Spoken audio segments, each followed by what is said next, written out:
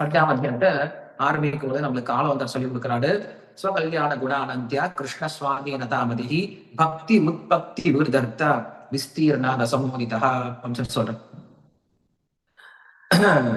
ஸ்வகல்யாண குணானந்திய தன்னுடைய அனந்தமான கல்யாண குணங்களை, நல்ல குணங்களை பற்றி பேசக்கூடியது. கிருஷ்ண சுவாதீனதாமதி எதற்காக பேசக்கூடியது? நம்முடைய மனசெல்லாம் கிருஷ்ணரையே நினைச்சிட்டு இருக்கிறதுக்கு வழியாக இந்த அத்தியாயத்தை பேசுறாரு. பக்தி உற்பத்தி அப்படின்னு சொல்றோம்.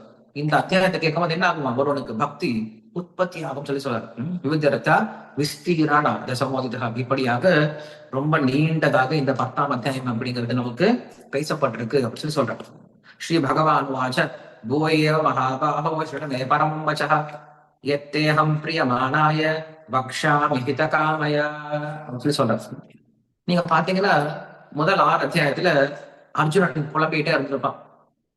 பார்த்தாலும் கிருஷ்ணா எனக்கு சொல்லு, எனக்கு இது சொல்லு, எனக்கு இது புரியல சொல்லு, எனக்கு இதுல சந்தேகமா இருக்கு சொல்லு, இதை சொல்லு, எனக்கு சரியா சொல்லு, சரியா சொல்லு கேட்டே இருந்தேன் இல்லையா?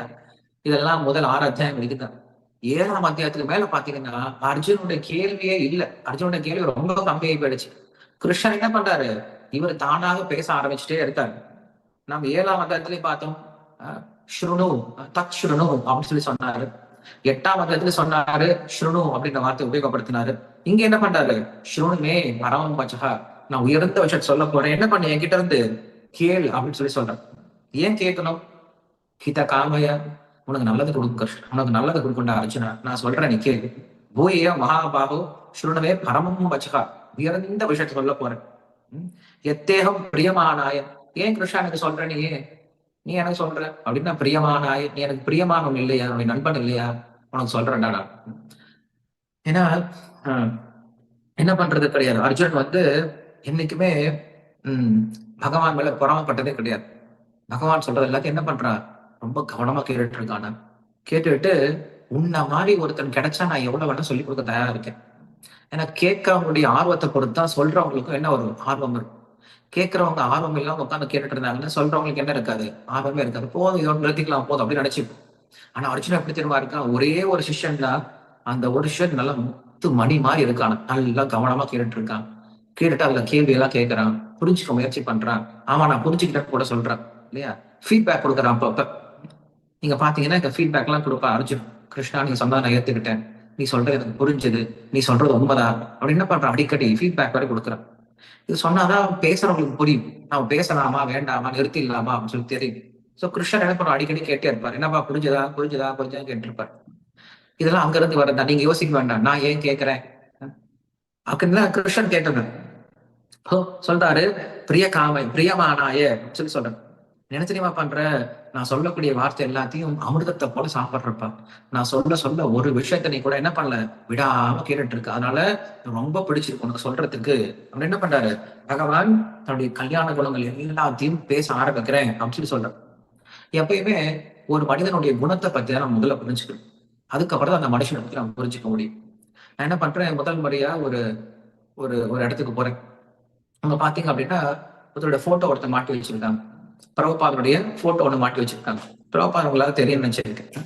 பிரபுபாத் அப்படிங்கிறதா நம்முடைய இஸ்கானுடைய ஸ்தாபக ஆச்சாரியர். சோ அவருடைய போட்டோ முதல்ல ஒருத்தருடைய வீட்டுல மாட்டி வச்சிருக்காங்க. நான் என்ன பண்றேன்? முதல் முறையா அவரை பாக்குறேன்.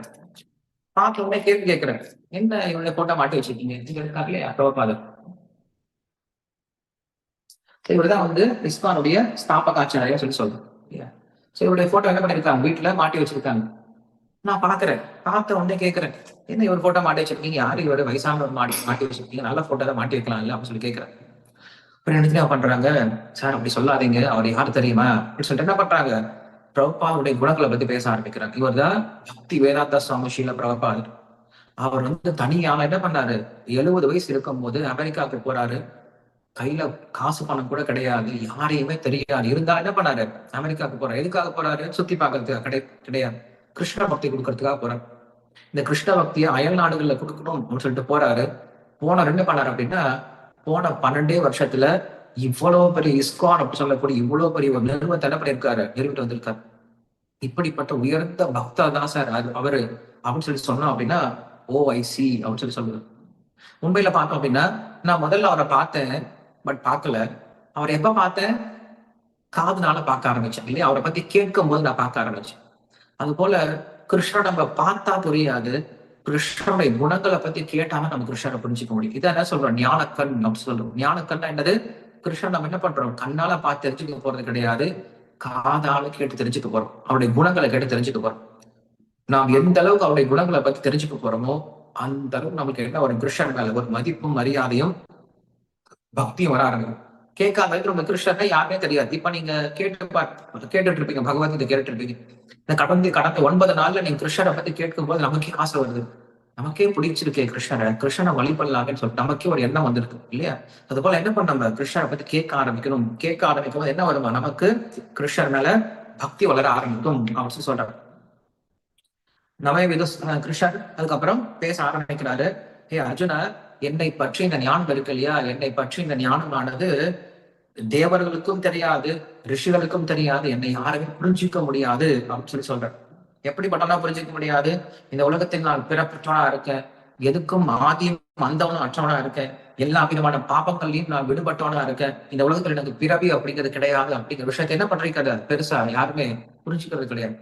கிருஷ்ணரை எவ்வளவுதான் தேவர்கள் முயற்சி பண்ணாலும் புரிஞ்சுக்க முடியாது, ரிஷிகள் முயற்சி பண்ணாலும் புரிஞ்சுக்க முடியாது. யார்தான் புரிஞ்சுக்க முடியும், கிருஷ்ணர் பார்த்து யாரு புரிஞ்சுக்கணும்னு நினைச்சாரோ அவங்க தான் புரிஞ்சுக்க முடியும். உங்க சின்ன உதாரணம் கொடுக்குறேன். சின்ன உதாரணம் கேட்டா உங்களுக்கு தெரியும். இப்ப நம்ம வீட்டுல பாத்தீங்கன்னா இந்த எறும்பெல்லாம் என்ன பண்ணும், சின்ன சின்ன புத்து கட்டி வச்சிருக்கோம். எல்லாருக்கிட்டையும் எறும்பு புத்து இருக்கும் இல்லையா? என்ன பண்றாங்க, அந்த எறும்பெல்லாம் மேல வருது ஒரு நாள்.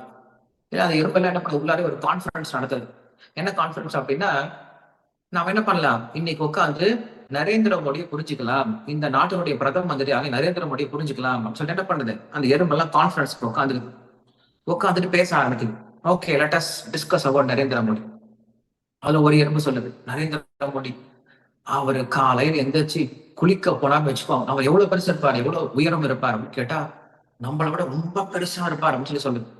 நம்மள ரொம்ப பெருசானவன் எப்படி இருப்பார், எத்தனை மடங்கு பெருசா இருப்பார், 100 மடங்கு பெருசா இருப்பார், இல்ல 1000 மடங்கு பெருசா இருப்பார், இல்ல 1,00,000 மடங்கு பெருசா இருப்பார், இல்ல அதுக்கு மேல பெருசா இருப்பார். ஓஹோ, அவ்வளவு பெருசா இருப்பார். ஆமா. அவர் என்ன பண்ணுவார், தினமும் காலைல தெரிஞ்சு குளிக்க போவார். எப்படி குளிப்பார் அவர், பெரிய கடலையே எடுத்து குளிச்சுப்பார் அவர் இல்லையா? ஏன்னா ஒரு எறும்புக்கு ஒரு பக்கெட் தண்ணி தான் பெரிய கடல் போல இல்லையா? அவர் ஒரு பெரிய கடலை என்ன பண்ணுவார், எடுத்து தன் தள்ள ஊத்திப்பார். ஓ, அவ்வளவு தண்ணி ஊத்திப்பாரா? ஆமா ஆமா. அதுக்கப்புறம் என்ன பண்ணுவார், அதுக்கப்புறம் ட்ரெஸ் எல்லாம் பண்ணிட்டு சாப்பிட போவார். எப்படி சாப்பிடுவார், ஓ அவர் சாப்பிட்டா மலை மாதிரி சாப்பிடுவார். ஏன்னா ஒரு எறும்புக்கு ஒரே ஒரு சாதம் தான் சாப்பாடு, நமக்கு ஒரு பெரிய மலை மாதிரி எப்பயும் சாப்பிடுவோம் நம்ம இல்லையா? மலை போல சாப்பிடுறாரு. அப்படியா, அவ்வளவு சாப்பிட்டு என்ன பண்ணுவார், அடுத்தது அவர் பார்லிமெண்ட்டுக்கு போவார். பார்லிமெண்ட்லாம் என்னது, ஓ இந்தியா மொத்த நாட்டையும் அவங்க என்ன பண்றாங்க, ஆட்சி பண்றாங்க. இந்தியான்னா என்னது, இந்தியானா ரொம்ப பெரிய நிலப்பரப்பு, ஒரு பெரிய நாடு. எவ்வளவு பெரிய நாடா இருக்கும், நம்ம எறும்புத்து மாதிரி இருக்குமா, சின்ன எறும்புத்தோட பெருசா இருக்கும். எறும்பத்தோட 100 மடங்கு பெருசா இருக்குமா, அதோட பெருசா இருக்கும். எறும்பத்தோட 1000 மடங்கு பெருசா இருக்கும், இல்ல அதோட பெருசா இருக்கும். 1,00,000 மடங்கு, கோடி மடங்கு, இல்ல அதோட பெருசா இருக்கும். இப்படி அந்த எறும்பெல்லாம் உட்காந்து இந்த பிரதம மந்திரியை பத்தி பேச ஆரம்பிச்சு அப்படின்னு என்ன ஆகும், எல்லாமே மயக்கம் போட்டு விழுந்துடும். ஏன்னா அதனால என்ன பண்ண முடியாது, கற்பனை கூட பண்ணி புரிஞ்சுக்க முடியாது. அந்த எறும்பனுடைய புத்திக்கு ஒரு பிரதம மந்திரி அப்படின்னு சொல்ற ஒரு நாடு அப்படிங்கிறது ரொம்ப பெரிய விஷயமா இருக்கு. அவரால் என்ன பண்ண முடியாது, கற்பனை பண்ணி தெரிஞ்சுக்க முடியாது. சோ நாமும் இந்த பிரபஞ்சத்துல அப்படிதான் இருக்கும். இந்த மொத்த பிரபஞ்சத்திலையும் பார்த்தோம் அப்படின்னா நாமெல்லாம் சின்ன சின்ன எறும்பு போலதான் இந்த உலகத்துக்கு. ஏன்னா இந்த பிரபஞ்சம் ரொம்ப பெருசு. இந்த பெரிய பிரபஞ்சத்துல நாம எல்லாரும் சின்ன சின்ன எறும்பு போலதான் வாழ்ந்துட்டு இருக்கோம். இந்த நாம எல்லாம் சேர்ந்து இந்த உலகத்தினுடைய கடவுள் எப்படிப்பட்டவர், அவர் எப்படி இந்த உலகத்தை படைத்து காத்து அழிச்சிட்டு இருக்கார் அப்படிங்கிற விஷயத்த கேட்க ஆரம்பிச்சோம் அப்படின்னா நம்மளால கண்டிப்பா புரிஞ்சுக்கவே முடியாது. சோ நாம் செய்ய வேண்டிய விஷயம் என்ன தெரியுமா, அவரை பார்த்து நம்மளுக்கு சொல்ல அப்படின்னா நாம் அவரை பத்தி புரிஞ்சிக்கவே முடியாது அப்படின்னு புரிஞ்சுக்கணும். சோ அதான் கிருஷ்ணர் சொல்றாரு, என்னை பற்றிய ஞானத்தை என்ன பண்ண முடியாது, யாருமே பொதுவா புரிஞ்சுக்கிறது கிடையாது. இருந்தாலும் என்ன பண்றேன், உன்னுடைய நன்மைக்காக இந்த விஷயத்த நான் சொல்ல ஆரம்பிக்கிறேன்னு சொல்லி